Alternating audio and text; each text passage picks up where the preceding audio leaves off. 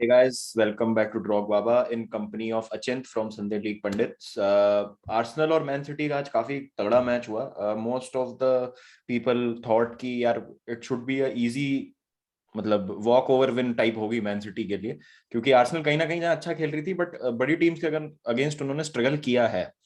और जैसे अगर हम इस सीजन बात करें बड़ी टीम्स की, तो चाहे चेल्सी के अगेंस्ट हो, मैन सिटी के अगेंस्ट पहला मैच हो जो 5-0 एहतियात में आ रहे थे, फिर लिवरपूल के अगेंस्ट 4-0 आ रहे थे, मैनचेस्टर यूनाइटेड के अगेंस्ट एक कंट्रोवर्शियल गोल करने के बाद भी they set back and they lost the game.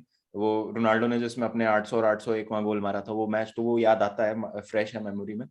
लेकिन आज the scenario was completely different. We saw मतलब वेंगर वाली आर्सेनल की झलकें. आज जो आर्सेनल खेल रही थी, फ्री फ्लोइंग फुटबॉल, विंग से चैनल से बॉल को तेज लेके जाना, Saka and Martinelli absolutely brilliant, midfield में कंट्रोल विद थॉमस पार्टे. तो how do you sum up this game Achint? मतलब कैसा लगा कि मतलब were you surprise to see Arsenal's approach? क्योंकि मुझे लगा बहुत ज्यादा रिस्क ले रही थी आर्सेनल, तो एक्सपोज भी हो रही थी, सिटी उनका खोलने की कोशिश भी कर रही थी, लेकिन रिवॉर्ड भी उतना ही हुई आर्सेनल रिस्क के बदले में. हाँ, मेरे को पहले लग रहा था कि वो जो चेल्सी वाले मैच में उन्होंने फर्स्ट मैच ऑफ जो चेल्सी के अगेंस्ट उनका early hmm. In the season, तो उस वाली गलती को मेरे को लग रहा था रिपीट कर देंगे वो. हम्म. बिकॉज उसमें भी they try to attack Chelsea and then Chelsea ने बहुत इजीली उनको एक्सपोज कर दिया था. Chelsea played through their whole strategy and tactics. But this time I think they were smart about themselves. उन्होंने राइट मोमेंट्स पिक की कब attack करना था. ऐसा नहीं था कि वो पूरे अपनी हाई लाइन खिला के they were completely thinking that they can take on City. They are looking for the right moments and I think counter पे स्पेशली बहुत डेंजरस थे. मतलब मार्टिनेली को फर्स्ट हाफ में देखा था, we saw in the second half as well how many chances he had cross the wing. Even on the right flank Saka को देख लो, तो एके को उसने बिल्कुल टोस्ट पे रख रखा था. बिल्कुल ही is not able to do anything about him. और जो गोल भी पड़ा उसमें आप कह सकते हो एके लॉस्ट हिज मार्कर, और वो आराम से Saka came in from the right hand side और आराम से उसने गोल मार दिया, और एके बिल्कुल खड़ा हुआ था. तो I think they pick the right moments. उन्होंने सैका और मार्टिनेली को सही यूज किया है. उसकी इनकी जो dynamic nature of their wingers, जो आराम से ट्रबल कर रहे थे, उनको ट्रैक नहीं कर रहा था. एंड आई थिंक कैंसेलो भी आज कहीं ना कहीं कल्पेबल था, क्योंकि Cancelo was not looking the best he is normally. Defensively मुझे वो इतना श्योर कभी भी नहीं लगा. अटैकिंग वाइज तो यार उसका कोई क्वेश्चन है नहीं, but defensively I think he was being exposed by Martinelli on a few occasions, not just one. तो आई थिंक फुल बैक्स उन्होंने अच्छे से टारगेट किए. And their strategy in the first half was to target the fullbacks. And और Thomas Partey की आपने भी बात की, तो Partey was also driving the ball very well forward, क्योंकि Xhaka was sitting back and Partey was the one who was doing the box to box work, dog work वो ही कर रहा था. एंड उसने अच्छे से किया फर्स्ट हाफ में. सेकंड हाफ में भी काफी हद तक किया, but I think first half में आप बैलेंस ऑफ प्ले देखो तो they did deserve to get the goal, and they were the stronger side in the first half. I think they could have got couple of goals more. वो जो टेरनी टेरनी बोल रहा हूँ, Martinelli का जो attempt था, एक जो मतलब उसने हम्म. बॉक्स के बाहर से मारा था, थोड़ा सा अगर लो रहता वो शॉट तो टॉप कॉर्नर में चली हम्म. जाती वो. But if buts and maybes second half में भी I think Arsenal came out really good. मतलब बहुत अच्छा उनका एक मुझे इम्पिटस देखने को मिला, and it was really good to see कि fans were behind the team. हारने के बाद भी हमने देखा कि fans were chanting Arsenal's name, और मतलब एक दिख रहा है कि अब एक जो ये प्रोजेक्ट है और जो साइनिंग्स जिस पे कहीं ना कहीं डाउट हुआ था कि भाई 30 मिलियन का तुम एक बैकअप गोलकीपर लेके आ रहे हो, टोमियासू रिलेटिवली अननोन क्वांटिटी, ओडेगार्ड का 34 मिलियन में मूव परमानेंट करना, ओनली ग्लिम्पसेस देखे थे हमने पिछले सीजन. फिर उसके बाद बेन वाइट को लेके आना, तो अब ये सब कुछ क्लिक कर रहा है, क्योंकि अब उसको समझ आ गया रॉब होल्डिंग पाब्लो मारी से नहीं हो पाएगा. मतलब मैं वो बेन वाइट गैब्रियल उसको मिल गई है उसकी सेंटर बैक पेयरिंग. थोड़ा सा कंट्रोवर्शियल मोमेंट्स की बात करते हैं हम मैच में. जैसे सबसे पहले तो जाका I think was unlucky. He had a really good game, लेकिन अभी अगेन हम जाका की बात करेंगे तो उस पर ब्लेम आएगा कि यार तुमने तो पेनल्टी कंसीड कर दी. Do you think it was a penalty? I thought it was very soft from Bernardo Silva. Penalty मेरे हिसाब से पेनल्टी थी, बिकॉज अगर आप उसे रिव्यू पे भेजो तो हम्म. जाका की गलती जो थी मेन वो थी कि वो अनश्योर था वो, और हम्म. उसने अपनी पैर डैंगल कर दिया, प्लस उसने शर्ट भी खींची थी. तो वो हम्म. पैर डैंगल करने से ही वो एक इनफ रीजन मिल गया रेफरी को कि हाँ भाई इसने फाउल कमिट हम्म. किया है. बट वैसे अगर आप बर्नार्डो सिल्वा को देखो तो Bernardo Silva didn't have anywhere to go, और वो ऐसा स्टर्लिंग स्टर्लिंग काफी बार ऐसी पेनल्टीज वो हम्म. गेन कर चुका है, मैंने देखा है. तो it was very similar to what Sterling does as well. He is going down, but वो स्मार्टनेस उसने दिखाई. आई थिंक जैका का वही था कि अनश्योरनेस के चक्कर में उसे पता नहीं था वो या तो पैर पीछे करे या आगे करे, एंड वो उसने डैंगल कर दिया. उसमें ही उसका फायदा उठा के बर्नार्डो सिल्वा गिर गया. सॉफ्ट पेनल्टी तो डेफिनेटली थी, बट आई डोंट थिंक यार कि क्लियर एंड ऑब्वियस एरर वाली बात है वो, that is up for debate. क्योंकि अगर नहीं दी रेफरी ने तो आप ये नहीं कह सकते कि हाँ यार बहुत क्लियर कॉन्टैक्ट था हाँ कि हाँ यार ये तो हाँ, गिरा है उसको। मतलब it was one of those which could have gone either way, आप दे भी सकते थे, हम्म। नहीं भी दे सकते थे, तो you are on the same goes line वो जो ऑफ कि पहले हाफ देनी में भी चाहिए थी, पेनल्टी थी। हाँ यू आर ऑन द हाँ साइड पहले की हाफ में हाँ देनी एडरसन चाहिए थी, वाली थी। एंड हाँ मतलब वही वाली बात है ना, अगर अपनी टीम के साथ होता तो अपन बोलते हैं कि यार ये पेनल्टी है, और अगर ऑपोजिशन के साथ है तो अपन बोलेंगे नहीं है। हाँ ये यार एक फेयर पॉइंट है काफी, क्योंकि रेफरीज ने भी कहा है डिस्कशंस में कि अगर प्लेयर गिरेगा नहीं तो हमारे पास कोई वो है नहीं रीजन पेनल्टी देने का, hmm. And he could have stayed on the field, but आजकल मॉडर्न फुटबॉल की अनफॉर्चुनेट बात यही है कि ऑनेस्टी और जो एक स्पोर्ट्समैनशिप है उसको रिवॉर्ड नहीं किया जाता है, and people tend to go down very easily nowadays to win those penalties, और why not यार, अगर आपकी टीम को एडवांटेज मिल रहा है उससे तो फेयर प्ले टू यू, मतलब अब फेयर हम्म। अनफेयर क्या, हम उसके डिबेट में तो नहीं जाएंगे, will just keep a discussion to the match only. Odegaard वाला मोमेंट अगेन एक, डू यू थिंक कि वो एटलीस्ट, मतलब उसको जा वीएआर तो चेक होना चाहिए था उस पर, मतलब वो वीएआर चेक मतलब उसके बाद में मैंने देखा, पहले इनिशियली मुझे लग रहा था कि ड्यूबियस थोड़ा सा, क्योंकि कुछ एंगल से लग रहा था कि एडरसन ने उसका पैर कांटेक्ट किया है पहले इंस्टेड ऑफ द बॉल, और कुछ एंगल से लग रहा था नहीं कि बॉल फेयरली उसने विन की है। बट बाद में जब वो जूम करके दिखा रहे थे in the post match review जो हो रहा था, तो उसमें यू कुड सी कि ओडेगार्ड ने हल्का सा स्टेप कर दिया था उसके ऊपर, एडरसन के पैर पे हल्का सा स्टैप कर दिया था, और वो एडरसन का पैर पहले ही आ चुका था वहां पे। तो आई थिंक अगर उस चीज को अगर देखा होगा ऑब्वियसली रेफ्स ने वीआर में उसको ऑन फील्ड रिव्यू इसलिए नहीं बोला होगा, तो मेरे हिसाब से फिर वो फेयर कॉल था। Though lot of Arsenal fans obviously won't agree, but मुझे लगा वो फेयर कॉल था कंसिडरिंग कि he won the ball and Odegaard was actually first on the foot of Anderson.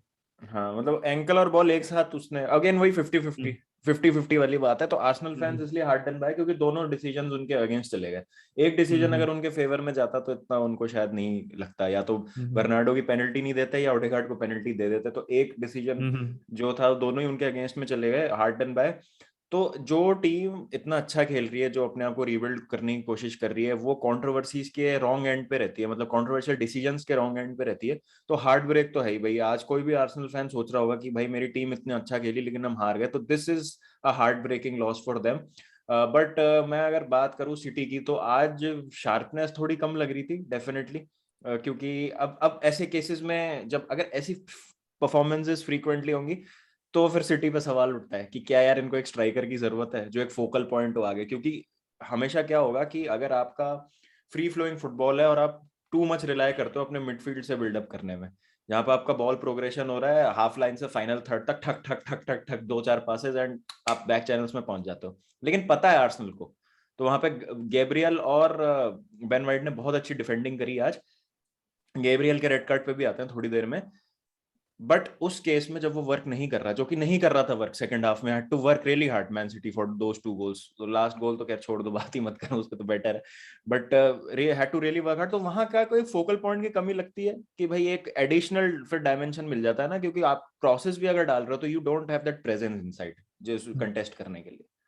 I think city के साथ ये चीज एक डेफिनेटली काम करती है कि when they are playing the false nine system, तो वो हर बार एक फिक्स्ड फॉल्स नाइन नहीं था उनका, जैसे पिछले सीजन फेरन टोरेस भी था, तो फेरन आज टोरेस आज तो कभी कभार डेब्रॉयन खेलता खेल रहा था। था। हाँ, आज डिब्रॉइन खेल रहा था, कभी कभार फोर्डन को खिला देता है, ग्रीलिश को भी खिलाया उसने जब से ग्रीलिश आया, एक दो बार वो भी खेला है, बर्नार्डो सिल्वा भी कभी कभार फॉल्स नाइन स्टार्ट कर चुका है।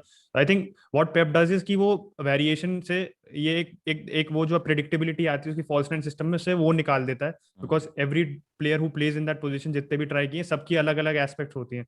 डिब्रॉइन का ये कि ड्रॉप्स डीपर, बर्नार्डो सिल्वा या फोर्डन के साथ ये है कि वो विंग पे भी शिफ्ट करते रहते हैं, तो दोनों के जो patterns of play I think different है, इसलिए that system has been working for them so well, because वो एक अनप्रिडिक्टेबिलिटी आती है जिससे वो मार्क नहीं कर पाते डिफेंडर्स उनको।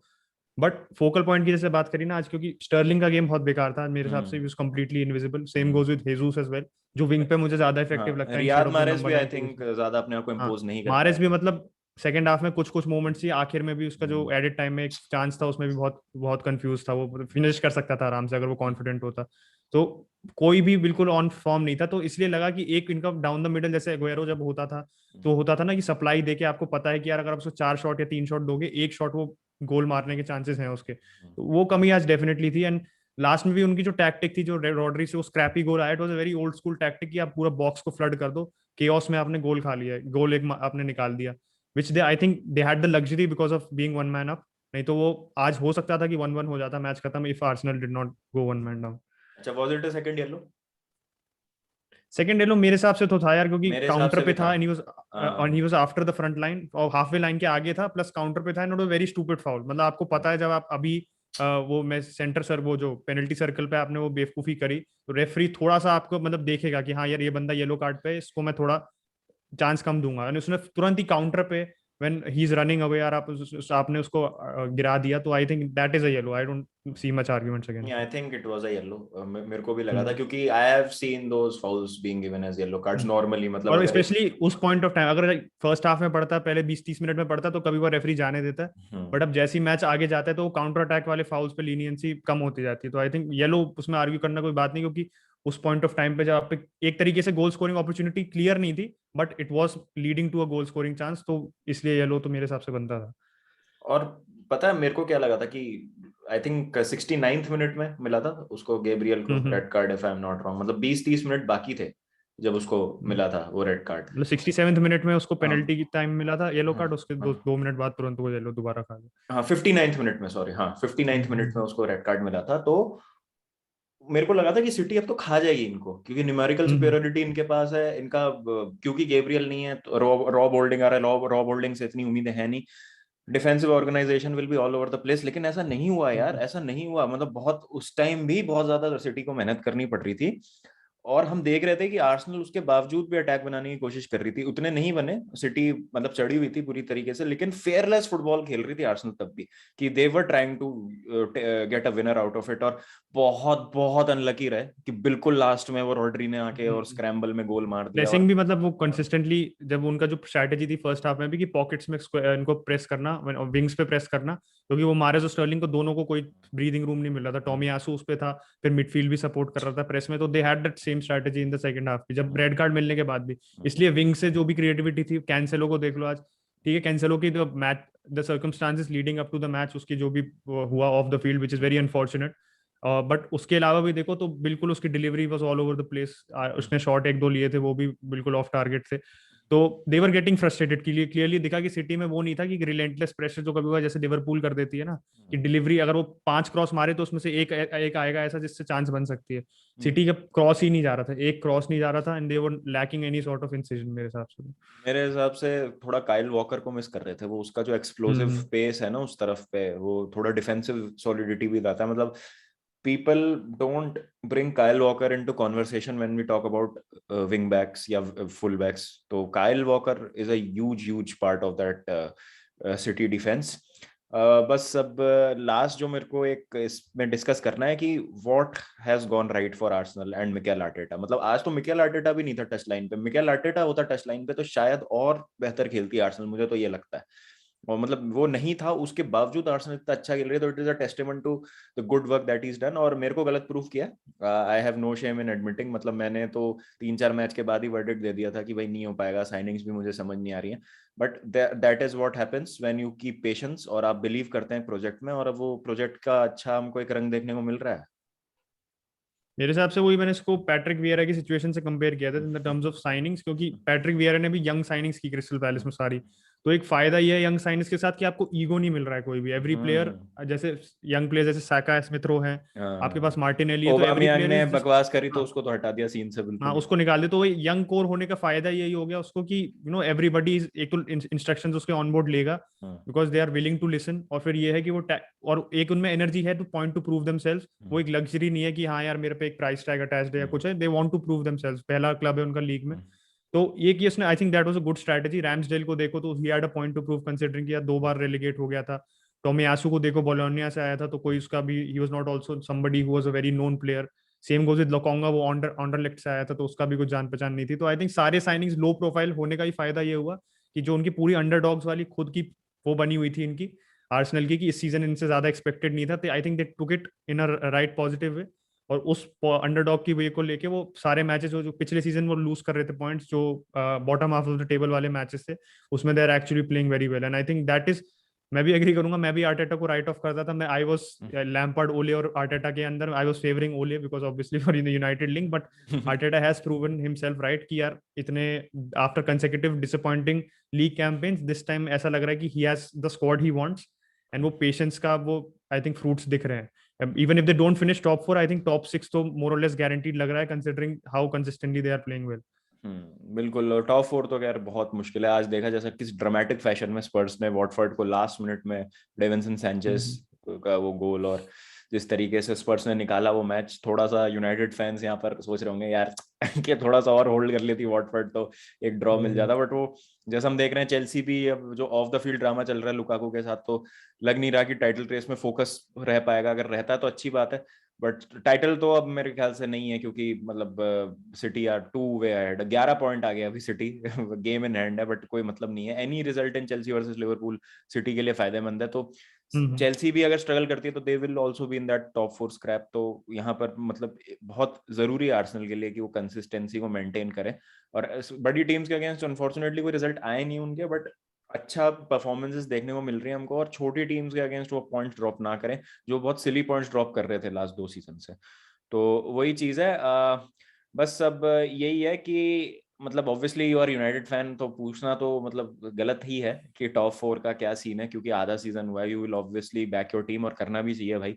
आई ऑलवेज सपोर्ट दिस नोशन कि आप जिस भी टीम के सपोर्टर हो, you should always support your team no matter how good और bad they are playing at that moment. तो बट रियलिस्टिकली अगर हम बात करें तो जैसे टॉप 4 में ऑब्वियसली अभी फर्स्ट सेकंड थर्ड एक बार मान लेते हैं हम कि सिटी लिवरपूल चेल्सी है, तो which team do you think कि स्पर्स आर्सेनल और यूनाइटेड में से अभी बेस्ट चांस किसका? मतलब obviously you would want United to finish in the fourth वो तो प्लेस, है। बट स्टिल मतलब अगर हम एक ऑब्जेक्टिवली डिस्कस करें इसको। मैनेजरियल पेडिग्री पे जाऊं तो I would go with Spurs because of Conte. तो कॉन्टे का लग रहा है कि यार he is grinding out the results. आज भी देखो, I don't think it was a quality match from Tottenham. मतलब उनकी भी all over the place they were lacking that clinical edge, और इसलिए it was heading for a draw, and ultimately वो Son का एक अच्छी डिलीवरी, एक पूरे मैच की जो अच्छी डिलीवरी थी, और उस समय सैंचेज ने गोल मार दिया। तो I think if they are able to get the results, I think थोड़ा और आप कह सकते हो अटैकिंग एज से खेले स्पर्स, तो I think Conte is the best manager right now, considering कि उसके पास गेम्स इन हैंड भी है, and if he does win all of his matches, अभी 2 और मैचेस बचे हैं, तो he will be in fourth position. I think 1-2 point ऊपर हो जाएगा आर्सेनल से। तो मेरे हिसाब से तो यार कॉन्टे होगा, बट आर्सेनल का ये है कि अभी तक हम एक्सपेक्ट कर रहे थे कि अब स्लिप करेगी, अब स्लिप करेगी, वो आर्सेनल वाली मोमेंट आएगी। आज भी कह सकते हो that red card was that Arsenal moment, but considering how they perform, I think performance को खाली देखो, टेक द रिजल्ट असाइड, तो that is very positive for them to build on. और अभी उनके decent fixtures, run of fixtures भी आने वाला है। they are not facing a very tough team. They are facing मतलब mostly mid table to bottom table sides अभी in the next 5 to 6 matches. तो अगर इन्होंने 5-6 मैचेस में लगातार मैच रिजल्ट्स निकाल लिए, 3 पॉइंट्स निकाल लिए, तो यार you can't take them out of the conversation. United के साथ मेरा obviously I back United, but the problem with United right now is अभी हमें पता नहीं है what we need to expect, what we can expect, क्योंकि अभी against Burnley we played something which was suited against Burnley. Newcastle के खिलाफ हम बिल्कुल ही ऑफ द बॉइल थे। तो मुझे वही लगा कि right now if I go with the manager I would go with Tottenham, but squad के बेसिस पे जाऊं तो obviously United has the best squad, तो I will back United, but realistically speaking मुझे टॉटनहम का ज्यादा लग रहा है। नहीं, अभी अभी तो रैग्निक को जज करना भी काफी अर्ली है, हम्म 3-4-5 मैच ही तो हैं, ज्यादा मैच भी नहीं हुए, तो एक थोड़ा सा वो टाइम भी तो है। फिर बीच में इतना बड़ा ब्रेक हो गया कोविड की वजह से, तो वो गेम शार्पनेस भी लैक करी है वो उसी ब्रेक की वजह से। जब पता है क्या, मतलब बहुत लोग ये सोच रहे थे कि गैप मिला है तो अच्छा होगा यूनाइटेड, अच्छा नहीं होता, वो आपकी कॉम्पिटिटिव एज खत्म हो जाती है ना, तो गेम शार्पनेस आप लैक करते हो। और न्यूकासल के अगेंस्ट मेरे को तो लगा वही इशू था, क्योंकि बर्नली के अगेंस्ट वही देन एवरीथिंग मोमेंटम वाज भी वो ऑन पॉइंट। बिल्ड होता है आपका मैचेस में बिल्ड होता है मोमेंटम आपका, जो आप स्पेशली आप जैसे क्लॉप को देख लो, टूशेल को देख लो, जिनकी somewhat similar approach to the game है, तो उनको भी टाइम लगा टू बिल्कुल इंडोक्ट्रिनेट करना अपनी फिलोसफी पूरे प्लेयर्स में। I think that's the same with United. पहले क्योंकि हम डिफेंसिव सॉलिडिटी टारगेट कर रहे थे, and then after that defensive solidity then we are gonna go to the attack. तो आई थिंक पहले हमारा मेन जॉब, रैग्निक ने भी कहा था कि भाई बहुत ज्यादा गोल कंसीड करने, गोल कम कंसीड करें, अटैक पे हो जाएगा काम। तो मेरा भी वही है कि we have to be sure at the back, और वही श्योरिटी लैकिंग लगती है यूनाइटेड में। दिक्कत यही है कि सेंटर बैक पेयरिंग ही स्टेबल नहीं है हमारी। Harry Maguire. हाँ वो बिल्कुल। तो आई थिंक इस नोट से हम डिस्कशन खत्म करते हैं। थैंक यू सो मच अचिंत यार, इतने शॉर्ट नोटिस पे आप आए, मतलब मजा आया। Thank you. मतलब बड़ा कोई मन बात कर रहा था नहीं। किसी से डिस्कस करने का ये, मैं कहा यार अचिंत से पूछते हैं यार, इफ इज फ्री, तो भाई आया, बड़ा अच्छा लगा मुझे। Guys please check out Sunday League Pundits, जो लिंक है वीडियो टाइटल में भी है, डिस्क्रिप्शन में भी मैं डाल दूंगा, चेकआउट करो यार। आपको पता चली गया होगा इस कॉन्वर्सेशन से कि कितना अच्छा और एनालिटिकल डिस्कशन किया हमने और अचिंत के कितने बढ़िया मतलब व्यूज और किस तरीके से रीड करते हैं गेम को। तो आप जाओ इनका चैनल चेक करो, बहुत अच्छे अच्छे आपको डिस्कशंस मिलेंगे अचिंत और उत्कर्ष के। मैं भी वहाँ पे एक दो बार आया हूँ, बड़ा मजा आता है भाइयों के साथ बात करने में। तो please do check them out, subscribe करो, लाइक करो, शेयर कर दो। Okay, thank you so much Achint, as always pleasure, मजा आया। मिलेंगे guys next thank you video for के हैविंग मी, साथ। And happy new year to all अरे यार एवरीबॉडी वाचिंग। एंड जो भी बिल्कुल सारे बिल्कुल। हमारे चैनल पर नए सब्सक्राइबर्स भी आ रहे हैं, बाबा के चैनल पे भी, big moment for us and it's a good positive start to the year. तो देखते हैं क्या होता है। होपफुली चेल्सी देखते हैं कैसा करती हो, यूनाइटेड भी अच्छा करे, दोनों अच्छा करें। ये तो ऐसे मुश्किल है बट या होपफुली। चेल्सी के लिए तो आई थिंक मेरे को हर रोज एक 2 घंटे का पॉडकास्ट अलग बनाना पड़ेगा, जिस तरीके की ड्रामेबाजी चल रही है ना। आज तो अगर कर ली लाइव स्ट्रीम पे काफी बात लुकाकू पे। देखते हैं कल लिवरपूल के अगेंस्ट क्या लाइनअप होती है and if he is in the match day squad और नॉट, और क्या वो जो है वो of the field he sort हो गया। बहुत बहुत इंटरेस्टिंग होने वाला है जो भी है, सास बहू का सीरियल है। चलिए हाँ गाइस पूरा। मिलेंगे फिर नेक्स्ट वीडियो के साथ। Take care of yourselves, happy new year to all and peace out.